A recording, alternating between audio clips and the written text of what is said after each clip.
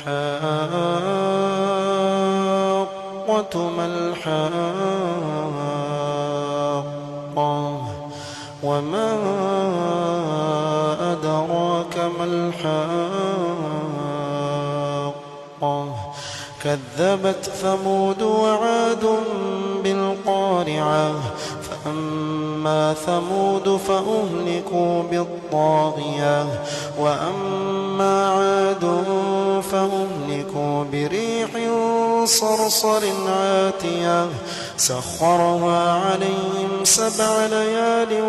و8 أيام حسوما فترى القوم فيها صرعى كأنهم أعجاز نخل خاوية فهل ترى لهم من باقية وجاء فرعون ومن قبله والمؤتفكات بالخاطئة فعصوا رسول ربهم فأخذهم أخذة رابية إنا لما طغى الماء حملناكم في الجارية لنجعلها لكم تذكرة وتعيها أذن واعية فإذا نفخ في الصور نفخة واحدة وحملت الأرض والجبال فدكتا دكة واحدة فيومئذ وقعت الواقعة وانشقت السماء فهي يومئذ واهية وانشقت السماء فهي يومئذ واهية والملك على أرجائها ويحمل عرش ربك فوقهم يومئذ 8 يومئذ تعرضون لا تخفى منكم خافية فأما من أوتي كتابه بيمينه فيقول هاؤم اقرءوا كتابيه إني ظننت أني ملاق حسابيه فهو في عيشة راضية في جنة عالية قطوفها دانية كلوا واشربوا هنيئا بما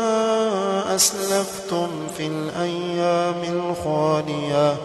وأما من أوتي كتابه بشماله فيقول يا ليتني لم أوت كتابيه ولم أدر ما حسابيه يا ليتها كانت القاضية ما أغنى عني ماليه هلك عني سلطانيه خذوه فغلوه ثم الجحيم صلوه ثم في سلسلة ذرعها 70 ذراعا فاسلكوه إنه كان لا يؤمن بالله العظيم ولا يحض على طعام المسكين فليس له اليوم هاهنا حميم ولا طعام إلا من غسلين لا يأكله إلا الخاطئون فلا أقسم بما تبصرون وما لا تبصرون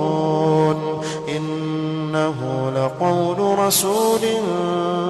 كريم وما هو بقول شاعر قليلا ما تؤمنون ولا بقول كاهن قليلا ما تذكرون تنزيل من رب العالمين ولو تقول علينا بعض الأقاويل لأخذنا منه باليمين ثم لقطعنا منه الوتين فما منكم من أحد عنه حاجزين وإنه لتذكرة للمتقين وإنا لنعلم أن منكم مكذبين وإنه لحسرة على الكافرين وإنه لحسرة على الكافرين وإنه لحق يقين فسبح باسم ربك العظيم.